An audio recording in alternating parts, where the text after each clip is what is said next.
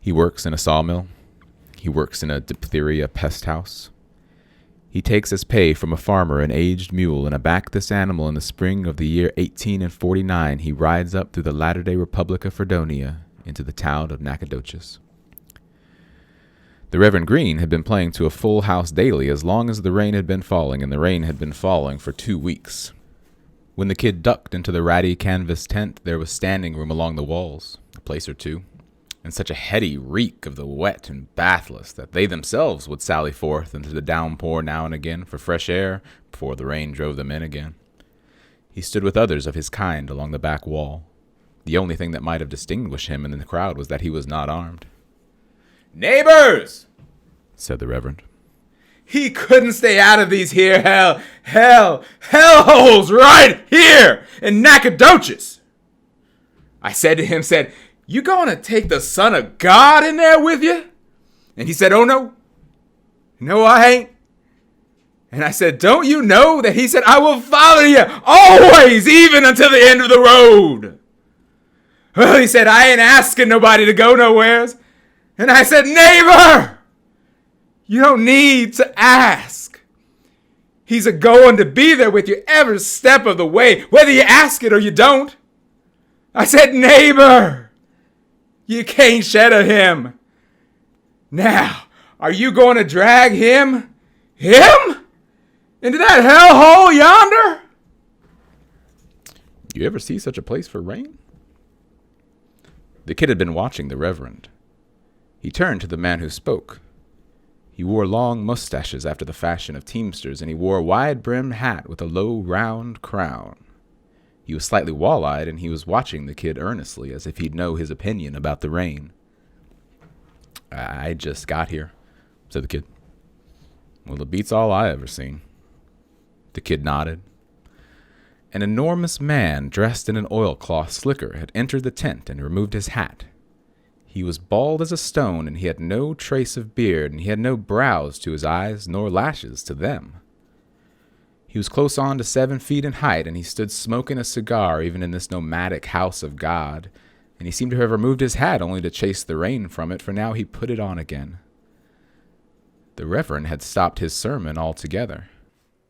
"Ladies and gentlemen, I feel it my duty to inform you that the man holding this revival is an impostor.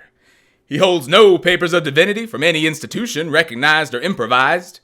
He is altogether devoid of the least qualification of the office he has usurped, and has only committed to memory a few passages from the good book for the purposes of lending to his fraudulent sermons some faint flavor of the piety he despises.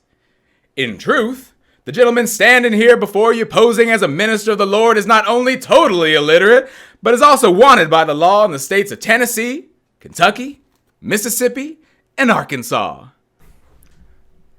"Oh, God," cried the Reverend. "Lies! Lies!" He began reading feverishly from his opened Bible. "On a variety of charges, the most recent of which involved a girl of 11 years, I said 11, who had come to him in trust and whom he was surprised in the act of violating while actually clothed in the livery of his God." A moan swept through the crowd. A lady sank to her knees. "This is him!" cried the Reverend, sobbing. "This is him! The devil! Here he stands!" "Let's hang the turd," called an ugly thug from the gallery to the rear.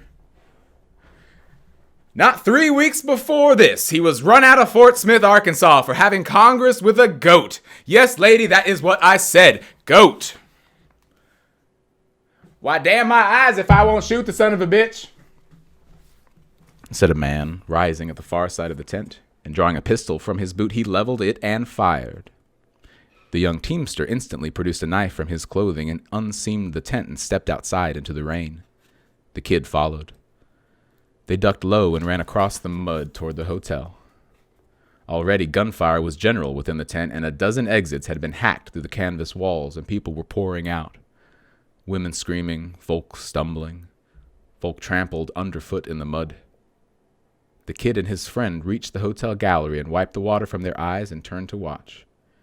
As they did so, the tent began to sway and buckle, and like a huge and wounded Medusa, it slowly settled to the ground, trailing tattered canvas walls and ratty guy ropes over the ground. The bald-headed man was already at the bar when they entered. On the polished wood before him were 2 hats and a double handful of coins. He raised his glass, but not to them. They stood up to the bar and ordered whiskeys, and the kid laid his money down, but the barman pushed it back with his thumb and nodded. "These here are on the judge," he said. They drank. The teamster set his glass down and looked at the kid, or seemed to. He couldn't be sure of his gaze. The kid looked down to the bar where the judge stood. The bar was that tall, not every man could even get his elbows up on it, but it came just to the judge's waist, and he stood with his hands placed flatwise on the wood, leaning slightly, as if about to give another address. By now men were piling through the doorway, bleeding, covered in mud, cursing. They gathered about the judge. A posse was being drawn to pursue the preacher.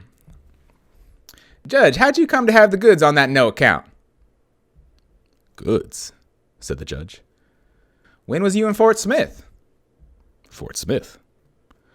"Where did you know him to know all that stuff on him?" "You mean the Reverend Green?" "Yes, sir. I reckon you was in Fort Smith before you come out here." "I was never in Fort Smith in my life. Doubt that he was." They looked from one to another. "Well, where was it you run up on him?" "I never laid eyes on the man before today.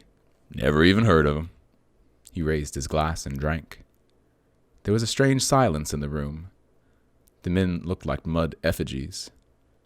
Finally, someone began to laugh, then another. Soon they were all laughing together. Someone bought the judge a drink. It had been raining for 16 days when he met Toadvine, and it was raining yet. He was still standing in the same saloon, and he had drunk up all his money save $2. The teamster had gone. The room was all but empty. The door stood open, and you could see the rain falling in the empty lot behind the hotel. He drained his glass and went out. There were boards laid across the mud, and he followed the paling band of doorlight down toward the backboard jakes at the bottom of the lot. Another man was coming up from the jakes, and they met halfway on the narrow planks. The man before him swayed slightly. His wet hat brim fell to his shoulders, save in the front where it was pinned back. He held a bottle loosely in one hand. "You better get out of my way," he said. The kid wasn't going to do that, and he saw no use in discussing it. He kicked the man in the jaw. The man went down and got up again. He said, "I am going to kill you." He swung with the bottle, and the kid ducked, and he swung again, and the kid stepped back. When the kid hit him, the man shattered the bottle against the side of his head. He went off the boards into the mud, and the man lunged after him with a jagged bottleneck and tried to stick it in his eye. The kid was fending with his hands, and they were slick with blood. He kept trying to reach into his boot for his knife. "Kill your ass," the man said. They slogged about in the dark of the lot, coming out of their boots. The kid had his knife now, and they circled crabwise, and when the man lurched at him, he cut the man's shirt open. The man threw down the bottleneck and unsheathed an immense bowie knife from behind his neck.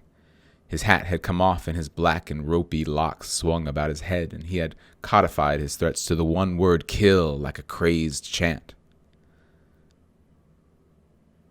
"That'n's cut," said one of several men standing along the walkway watching. "Kill! Kill!" slobbered the man, wading forward. But someone else was coming down the lot. Great, steady, sucking sounds like a cow. He was carrying a huge shillag. Shillag. Shillag. Shillag? Shillag. Ugh. He reached the kid first, and when he swung with the club, the kid went face down in the mud. He'd have died if someone hadn't turned him over. When he woke, it was daylight, and the rain had stopped, and he was looking up into the face of a man with long hair who was completely covered in mud. The man was saying something to him. "What?" said the kid. "I said, are you quits?" "Quits?" "Quits. 'Cause if you want some more of me, you sure as hell gonna get it." He looked at the sky. Very high, very small, a buzzard. He looked at the man. "Is my neck broke?" he said. The man looked out.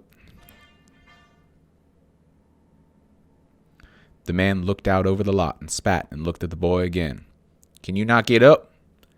"I don't know. I ain't tried." "I never meant to break your neck." "No. I meant to kill you." "There ain't nobody done it yet." He clawed at the mud and pushed himself up.